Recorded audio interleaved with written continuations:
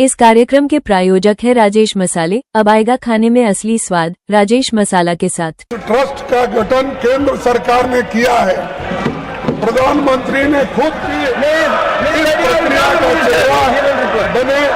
संसद के बाहर भी हंगामा करते हैं या चलने नहीं देते हैं। तो दूसरा दोस्तों, संसद में एक बार फिर संग्राम छिड़ गया है। सरकार और विपक्ष आमने सामने है। विपक्ष गृह मंत्री अमित शाह के बयान पर अड़ा हुआ है और साफ कह रहा है कि जब तक संसद में इस पूरे मामले पर जवाब नहीं आता तब तक गतिरोध खत्म नहीं होगा। दूसरी तरफ सरकार भी विपक्ष के दबाव में झुकने के मूड में बिल्कुल नजर नहीं आ रही।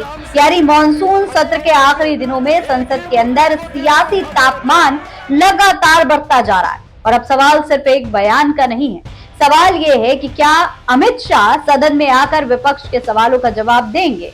क्या सरकार विपक्ष की मांगों पर चर्चा के लिए तैयार होगी? और क्या संसद के बचे हुए 2 दिन भी हंगामे के भेंट चढ़ने वाले हैं? चलिए विस्तार से समझते हैं पूरा मामला। सलाम नमस्ते दोस्तों, मेरा नाम परवीन अंसारी। देखिए दोस्तों, सोमवार को दिल्ली में प्रेस कॉन्फ्रेंस करते हुए राहुल गांधी ने एक बार फिर से जंतर मंतर प्रदर्शन के दौरान हुई लाठीचार्ज का मुद्दा उठाया है। देखिए, राहुल गांधी ने सीधे सीधे एक बहुत बड़ा सवाल किया है कि आखिर लाठीचार्ज का आदेश किसने दिया, इसकी जिम्मेदारी किसकी थी, और उन्होंने मांग की कि गृह मंत्री अमित शाह सदन में आकर इस मामले पर बयान दें। राहुल गांधी ने विपक्ष की 3 मांगे भी सामने रखी। पहली मांग है कि युवाओं पर हुई कार्रवाई की जिम्मेदारी तय हो। दूसरी मांग है कि प्रधानमंत्री इस घटना को लेकर माफी मांगे। और तीसरी मांग है कि अयोध्या राम मंदिर में चढ़ावे से जुड़ी कथित गड़बड़ी के मुद्दे पर संसद में चर्चा हो। यानी विपक्ष ने अब सरकार के सामने 3 बड़े मुद्दे रखे हैं और इन मुद्दों पर वो पीछे हटने के मूड में बिल्कुल नहीं है। दूसरी तरफ सरकार की तरफ से संसदीय कार्य मंत्री किरेन रिजिजू ने लोकसभा में कहा कि गृह मंत्री अमित शाह सदन में विस्तार से जवाब देंगे, लेकिन विपक्ष को यह भरोसा देना चाहिए कि वो गृह मंत्री का जवाब बिना हंगामे के सुनेंगे और बहस से भागेंगे नहीं। अब यहाँ सबसे बड़ा सवाल यही है कि शाह सदन में कब जवाब देंगे। इसको लेकर अभी कोई स्पष्ट तारीख नहीं बताई गई है और शायद यही वजह है कि विपक्ष का दबाव लगातार बढ़ रहा है, क्योंकि विपक्ष कह रहा है कि अगर सरकार के पास जवाब है तो फिर सदन में जवाब देने में देरी क्यों, और सरकार का कहना है कि जवाब देने के लिए माहौल भी होना चाहिए। यानी दोनों तरफ से शर्तें सामने हैं और संसद के अंदर टकराव की जमीन और मजबूत होती जा रही है। इसी बीच सोमवार को विपक्षी सांसदों ने संसद के बाहर भी प्रदर्शन किया। कांग्रेस सांसद प्रियंका गांधी हाथ में पोस्टर लेकर वहां पर पहुंची है, जिस पर गृह मंत्री अमित शाह की लोकसभा में गैर मौजूदगी की तारीखों का जिक्र किया गया है।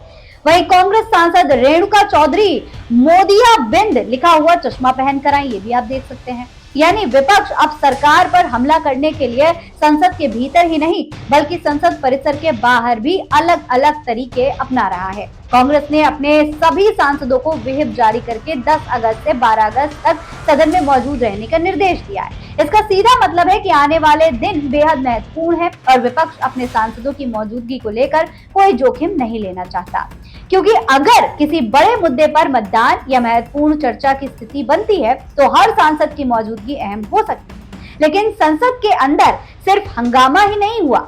सोमवार को लोकसभा में 4 अहम विधेयक भी पेश हुए हैं दोस्तों।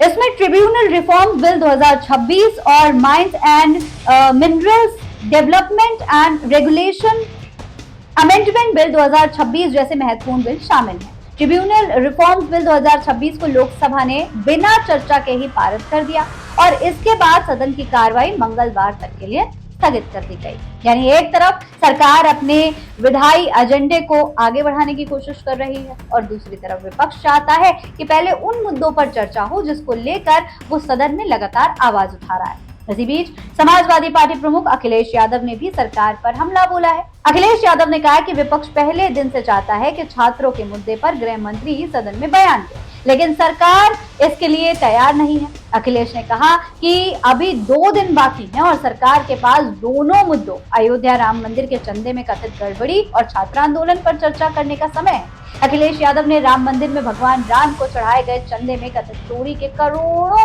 लोगों की आस्था से जुड़ा मामला बताया है और सवाल उठाए हैं कि आखिर इसका जवाब कौन देगा। यानी अब विपक्ष ने छात्र आंदोलन और राम मंदिर के चढ़ावे से जुड़े तमाम आरोपों को एक साथ संसद के एजेंडे में लाने की कोशिश शुरू कर दी है। लेकिन दोस्तों, सरकार के सामने एक और महत्वपूर्ण मामला भी सोमवार को सामने आया है। केंद्र सरकार ने स्पष्ट किया कि प्रमुख एयरपोर्ट ऑपरेटर्स के एयरलाइंस में हिस्सेदारी रखने पर फिलहाल कोई सामान्य सरकारी रोक नहीं है। केंद्रीय नागरिक उड्डयन राज्य मंत्री मुरलीधर मोहोल ने राज्यसभा में इसकी जानकारी दी। हालांकि उन्होंने ये भी बताया कि कुछ एयरपोर्ट के मौजूदा समझौतों में एयरलाइंस और उनकी ग्रुप कंपनियों को एयरपोर्ट ऑपरेटर्स में हिस्सेदारी रखने पर प्रतिबंध है।